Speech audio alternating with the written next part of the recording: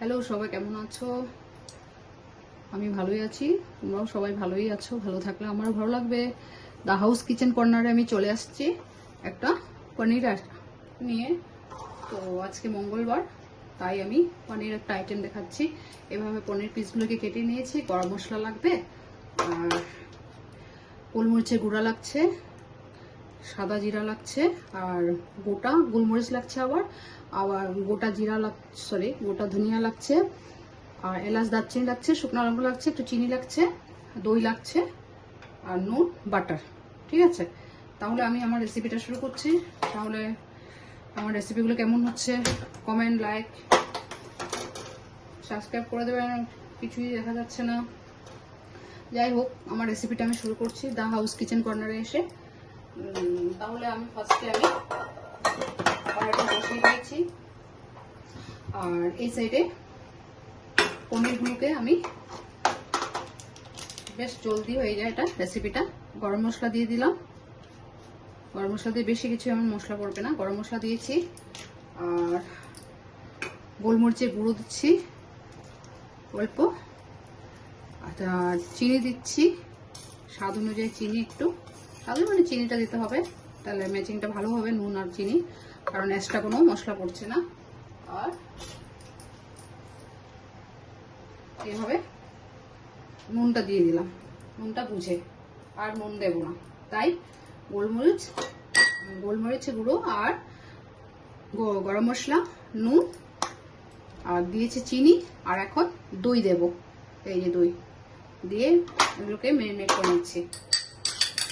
Simple recipe,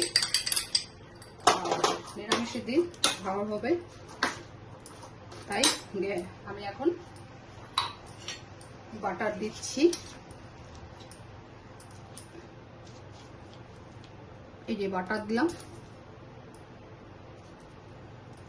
butter দিয়েছি।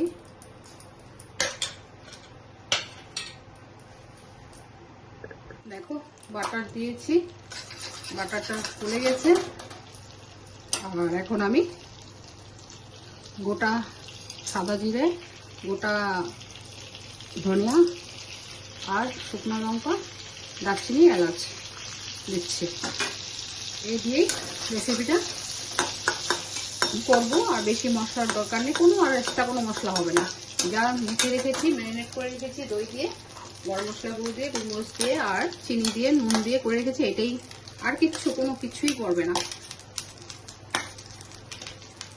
এইভাবে আমি দিয়ে দিচ্ছি। এখানে এটা হয়ে গেল মশলাটা সুন্দর।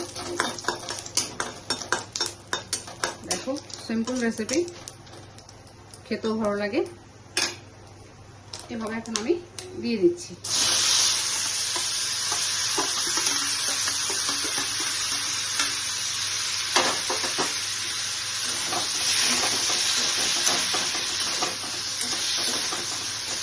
লাস্টে একটু কষ্টে মেথি পাতা দেবো, বাস। আর কিচ্ছু দেবো না। এইভাবে রেসিপিটা এখানে আমার শেষ হয়ে যাবে, বেশি টাইম লাগবে না। ধুয়ে নিলাম সুন্দর। বাটার দিয়েছি, আরও গন্ধটা ভালো বেরিয়েছে। তো এটা করে আমাকে জানাবে।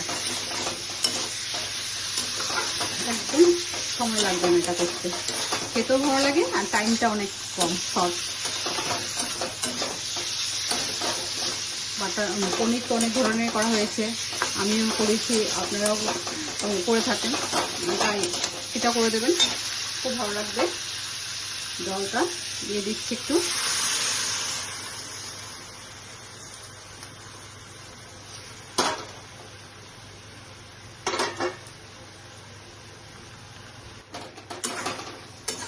তাহলে 5 মিনিট, 2-3 মিনিট রেখে নামিয়ে ফেলবো।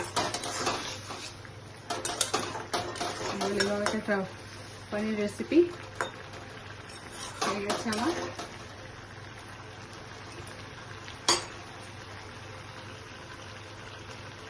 তাহলে আমার রেসিপিটা হয়ে গেল। এখন আমি এইভাবে নামিয়ে নিচ্ছি। ভালো লাগে খেতে, গোলমরিচটা পরে তো, তাই এক্সট্রা কোনো কাঁচা লঙ্কা দিতে হয়নি, কোনো মরিচে দিতে হয়নি। গোলমরিচে তো একটা ঝাল আছে না, তাই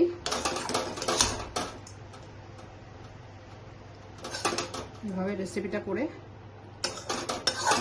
আমাকে লাইক কমেন্ট করে জানাবে।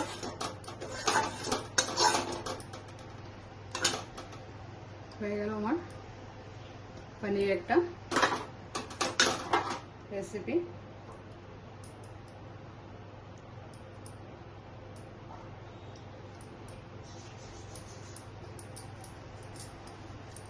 সবার শেষে আমি একটু কস্তুরি মেথি পাতা দিচ্ছি।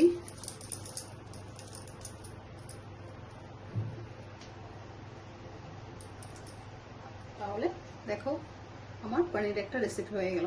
তাহলে অবশ্যই করে আমাকে জানাবে, লাইক কমেন্ট করে সাবস্ক্রাইব করে দেবে একটা। তাহলে আজকে রাখছি, ভালো থেকো, bye bye. Thank you recipe দেখার জন্য। ফুল রেসিপিটা দেখবে তাহলে বুঝতে পারবে।